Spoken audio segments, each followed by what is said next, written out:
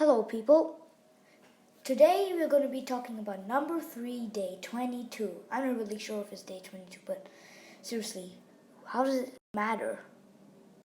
So this is the problem.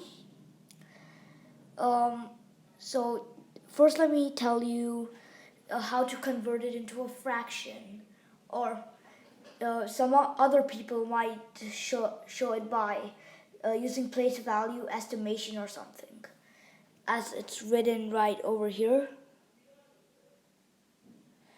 And so 2.7, so 2 is like 2 wholes and the 7 is a part. So 2, and then I put a 7 over here above 10.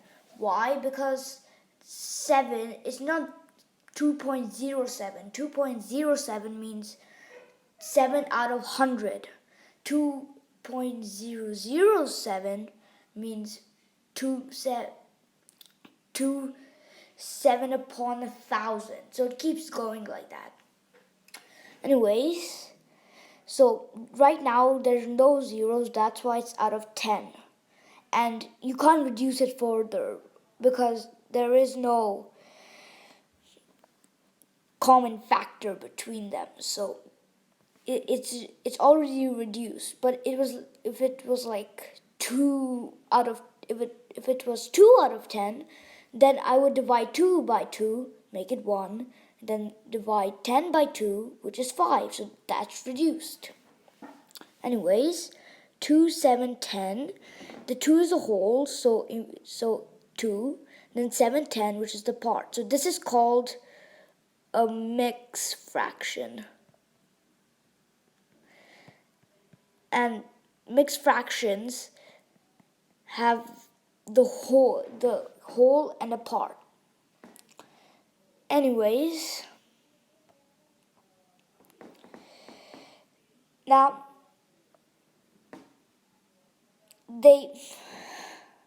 come on, just erase. Okay, anyways, first let's now convert it into an improper fraction. That means the denominator is smaller than the numerator, which is a very weird case. So the way we do it is 2 into 10, which is 20. You add the 7, 27 upon 10. This is a improper fraction. To convert it back into a mixed fraction, you need to see how many times 10 goes into 27. That's 2. Then the remainder is 7. That will be the numerator.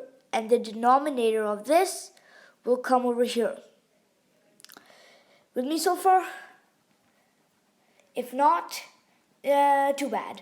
Anyways,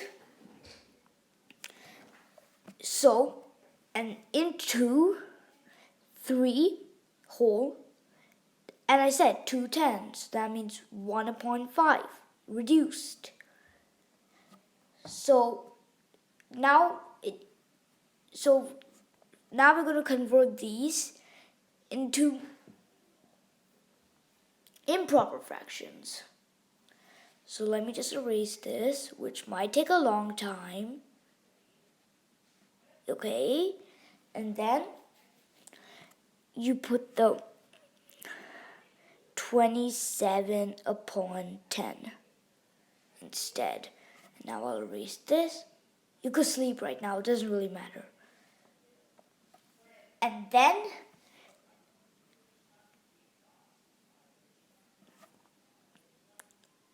three into 5, 15, then 16 upon 5. Good. Now we just multiply these, which is 50 because of the denominator, and 27 into 16 is 432. Now let's reduce this because both are even numbers and even numbers are divisible by 2.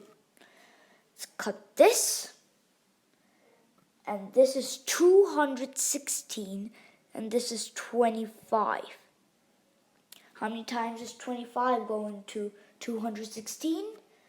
it goes 8 times. And then 16 remainder, 25. And I will convert it back into a decimal, which is 8.64. Because 25 goes into 100 4 times, and I multiply 16 also by 4, which is 64. Okay, now let's do the other problem. Na na na na na na na na na na na na. Da da da da da da da da da da da. Da da da da da da da da da da da da da da da da.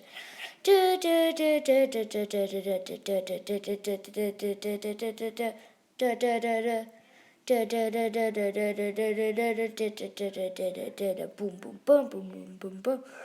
Okay, now for the theme music. So 1 is the whole, 14 upon 100, because this is more than 10, 7 upon 50, because they can be reduced, into 6, 1, 10. This equals 57 upon 50.